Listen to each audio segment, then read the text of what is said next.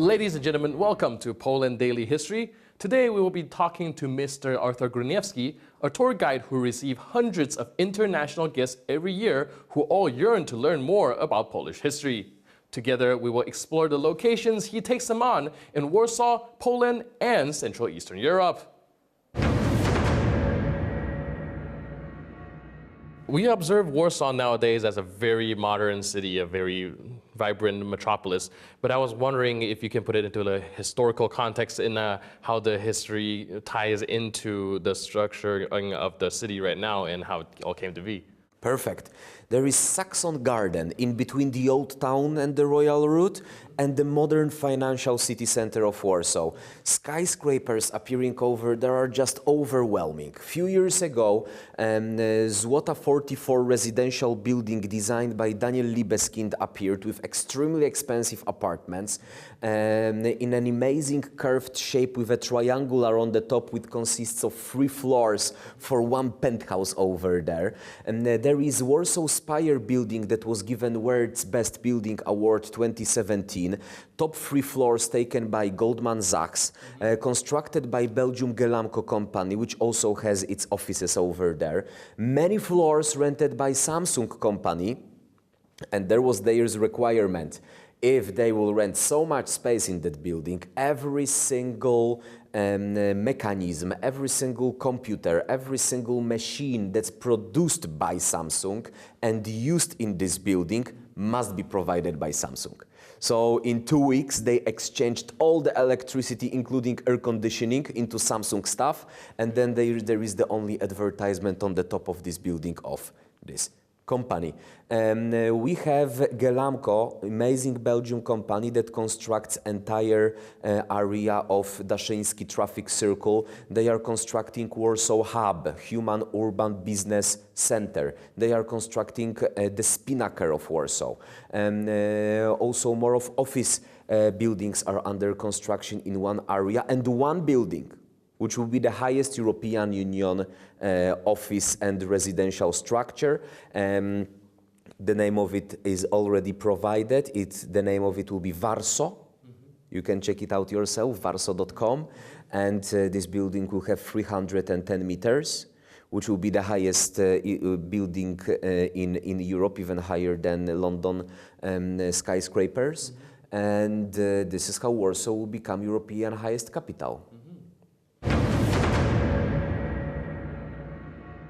Warsaw is known today as one of the European cities with the most skyscrapers, but the tradition with very tall buildings goes back to the start of the 20th century with the construction of the Post building in 1904, which with its 51 meters was the tallest building in the Russian Empire at the time.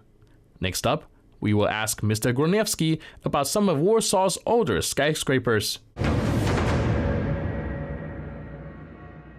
As I remember, the construction of tall buildings in Warsaw is not relegated to only recent history, and Poland has been building higher buildings than the usual European buildings from dating back a while back, and I was wondering if you can tell me more about that. Yes, of course. It was an amazing moment when Stefan Bryła designed second tallest European building in the 1920s, which was Prudential building. That was very much damaged during World War II, and just last year it was reconstructed into Hotel Warszawa, Hotel Warsaw. Second highest building in Warsaw over then was a tower of St. Augustine Church that was constructed in late 1800s, and that's an original church and in territory of Jewish ghetto Warsaw, because the tower was used by Nazi snipers till the end of World War II. So this is an original structure. And then, right after World War II, the Palace of Culture and Science was constructed. So, of course, it's our communist souvenir. Right. That was a symbol of Joseph Stalin and his domination in this part of the world. But we like this building. Even though till nowadays it's the highest structure in Warsaw, 231 meters, including antennas. And it may represent a little bit of humiliating part of our history, but Ben, sometimes in your life, to reach your aims, you must walk the paths you don't want to walk. Yeah, exactly. And that's a quotation of Kung Fu Panda. Right. Very wise. Yes, my personal hero. And his biggest opponent was what? Stairs. So we have elevators over there. Right. Until nowadays, in the Palace of Culture and Science, there is an elevator that takes you to the 30th floor. And it's a very big floor, where is a viewing terrace, claimed to be the best viewing terrace available in the city. That's inside the Palace of Culture and Science, the communist building. And the best viewing terrace, the best available view is right over there, because that's the only place in Warsaw from where you cannot see it. We were just talking about some of the higher buildings in Warsaw, and I was wondering, aside from that, what are the other more memorable buildings that you would suggest your guests to check out? Everyone asks about Intercontinental Hotel and its amazing architecture, which enables access to the light to the local inhabitants of residential housing. And on the top of this hotel, there is highest located in Europe swimming pool and sauna. So you can have an amazing view while having a bath in one of hotels right in the city center. We also have our national stadium constructed for Euro Cup 2012 that was organized by Poland and Ukraine. So that was a big event held by Poland, and it was a great success. That's why another great events followed. Poland organized since that moment on 2 climate summits, NATO summit and volleyball World Cup. At the moment in Poland there is football World Cup under 20. So more and more very interesting events in Poland thanks to impressive infrastructure. The stadium can hold up to 60,000 people, and that was also Guinness record when during the volleyball game there were 70,000 people on the stadium because the volleyball pitch is much smaller than the football one, so there were additional 10,000 people sitting around the volleyball area game itself. As for a tour guide, I feel so great that Poland develops in a modern way right now.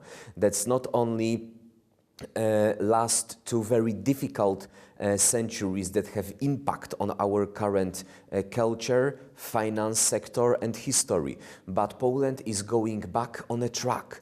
There were moments in Polish history when a Polish man went to an Italian bar, and when they got to know that he's Polish, they were given a beer for free just because you are Polish, just because you won all of these battles. And then, during last decades, when a Polish man would appear in such an Italian bar, everyone would check if their wallets are still there in their pockets, because everything changed in here. So nowadays we are coming back. Unemployment rate in Poland 6.3%, unemployment rate in Warsaw 3%. And while sightseeing Warsaw, while traveling throughout all these history sites, you can see that this quality of spending time in Poland is simply amazing.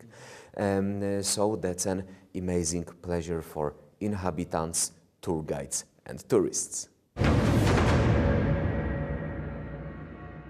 As we have seen today, traveling is an integral part of learning history.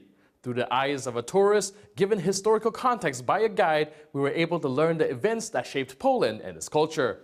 I'm your host, Benjamin Lee, and I'll see you next time on Poland Daily History.